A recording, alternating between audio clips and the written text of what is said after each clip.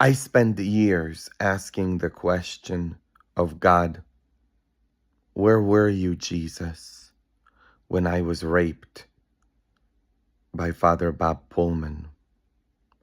Where were you when I was sexually abused? Where were you, Jesus? And then one day in my prayer, Jesus answered me, Adam, when you were raped, I was being raped too. When you were being sexually abused, I was being sexually abused. When they raped you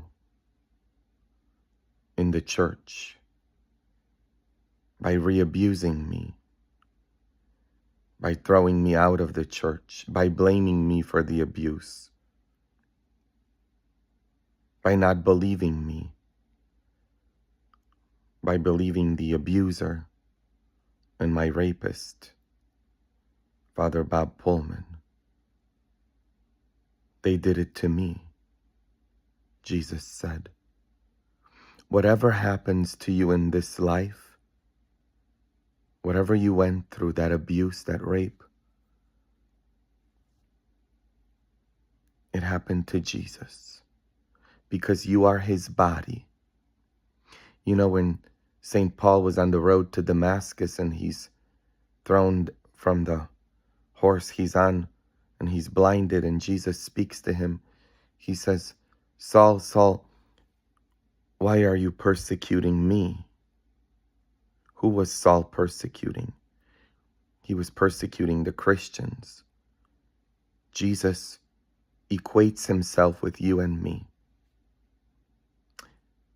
Whatever happens to us in this life, whatever happened to me, that rape, that sexual abuse, and the fact that I was re-abused and re-raped by the authorities of the Archdiocese of Las Vegas, it happened to Jesus.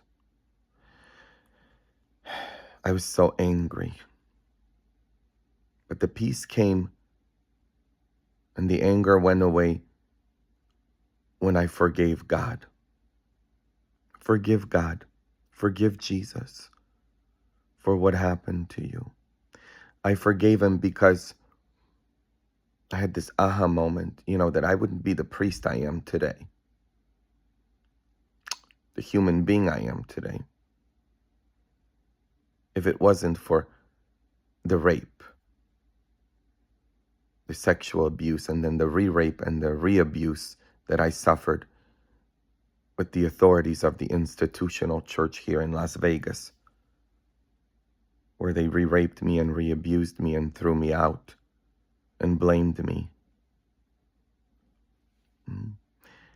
Before I went through this, I was a functionary of the institution of the church. I was just like any other priest, who's protecting the institution. It doesn't matter if kids are abused. It doesn't matter if vulnerable adults are abused. It doesn't matter what happens. We have to protect the image of the church because that's the company line, correct? And that's the way I was. Until God allowed me to be raped and abused and then blamed for it, until I experienced it. I used to think to myself, all these victims, all they want is just money, right? Because they get all these settlements, until it happened to me. And I had to sue them.